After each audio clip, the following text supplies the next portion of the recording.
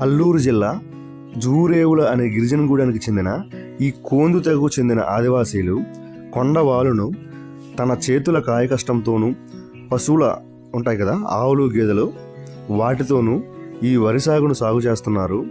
నిజంగా వీళ్ళు ఎటువంటి యంత్రాలు వాడకుండా సహజ సిద్ధంగా చేసే ఈ వరి సాగు చాలా చూడముచ్చటగా ఉంది. చాలా చాలా అందంగా ఉంది ఇక్కడ చుట్టూ ప్రకృతి. అండ్ నిజానికి నెలలో ఒక్కసారైనా ఇటువంటి ప్రదేశాన్ని చూడడం వల్ల మన కళ్ళకు ఎంతో హాయినిస్తుంది అండ్ మన మనసుకు ఎంతో ఉత్సాహం వస్తుంది. మీకు ఎవరికైనా ఇలాంటి అటవీ ప్రాంతం దగ్గరగా ఉంటే కనీసం నెలలో ఒక్కరోజైనా వెళ్ళి అక్కడ ఉండండి. దానివల్ల మన మనసుకు ఎంతో హాయినిచ్చి మనం ఆరోగ్యంగా ఉంటాం. థ్యాంక్ యూ అండి.